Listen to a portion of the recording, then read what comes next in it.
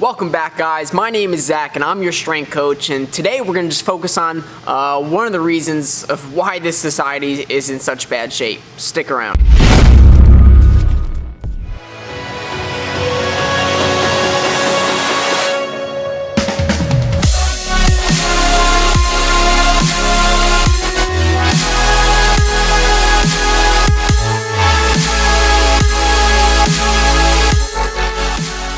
Now this is going to be a little bit more of a rant than it is going to be an informative video, but I want to make a point and show you one of the reasons why people are suffering, right, and how the health and fitness media is really contributing to this. Think about the last time you got into an argument with a loved one. And if you think about it, there's really one side of the story, right? There was your partner's side of the story, and then somewhere in the middle there was the truth. Now this is the same issue with the health and fitness industry. It's too black and white. There's always one agenda that they're pushing, and on the other side they're pushing the opposite agenda, yet the truth is always in the gray area. The reason that we're struggling as a society, or at least one of the reasons, there's many, is the fact that the health and fitness industry is pushing down general recommendations to the public. And if you've watched any of my videos so far, you would know that I'm a big proponent of genetics and therefore individuality. Now, if you're gonna give out general recommendations, it would be important that it at least help the average person.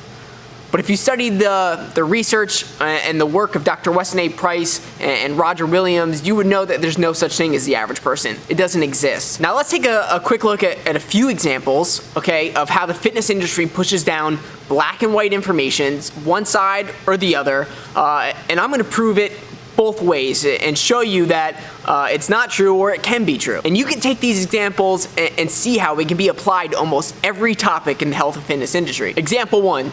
Macronutrient ratios. Fats are good, carbs are bad. Okay, we already talked about this in one of my first videos called What is the Best Diet Part 1, so if you haven't watched it, watch that, okay? It goes over this in more detail. But we've already seen in history that this is just not true, that Dr. Weston A. Price studied these tribes around the world and found that the Aboriginals eat 90% plant-based diet, yet the Eskimos eat a 90% high-fat protein diet. But yet they were both healthy. So there's no such thing as giving out this general recommendation that fats are good and carbs are bad, or carbs are good and fats are bad. It doesn't work. You'll help some, and you'll hurt others. Example number 2. Complex carbohydrates are better for you than simple carbohydrates. Now this one's interesting, all right? I'm gonna put a link down below so you can watch the video as well, but Professor Aaron Siegel, right, he conducted one of the largest studies to date to figure out what foods had the greatest effect, okay, on your blood glucose levels. He studied 10,000 patients, okay, and monitored their blood glucose levels after every meal that they consumed. And after collecting all his data, he concluded that there was no average, that there was no general advice that he'd be able to give from this study. He showed that people were too genetically different, right? Some people could eat a simple carbohydrate like ice cream and their blood glucose levels would shoot through the roof. And that same individual could eat like a complex carb like brown rice and it would remain normal. Yet others could eat brown rice and their glucose levels would shoot through the roof. Yet when they ate ice cream, their blood glucose levels would remain normal. Now the interesting part of this story is that his wife was a registered dietitian, and when he showed his wife these results, she was astonished. Why? Because for years she had been advising pre-diabetics and diabetics to stay away from simple carbohydrates and eat complex carbohydrates. In an honest effort to help stop and prevent the disease of diabetes, not only was she not helping some individuals, but she was skyrocketing their blood glucose levels, right? Telling them to eat brown rice, all because she didn't take into account of individuality. Example number 3, weight training is a good stress.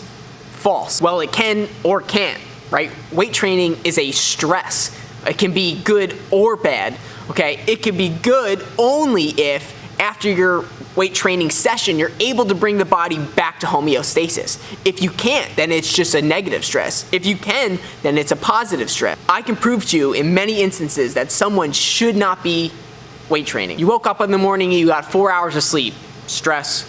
You had breakfast, you ate a Pop-Tart, cereal, and coffee, food stress. You went to work, you sat in traffic for 2 hours and yelling at people in the car, Stress. You got to a job that you hate, can't stand it. You've been doing it for 20 years, you're sick of it, and your boss starts yelling at you. Stress. You go home, you stop off at the gym, you exercise. Stress. You get home, you gotta cook dinner, do your work, at the same time, put the kids to sleep and prepare for the next day. Stress. You go to sleep, you get 4 hours.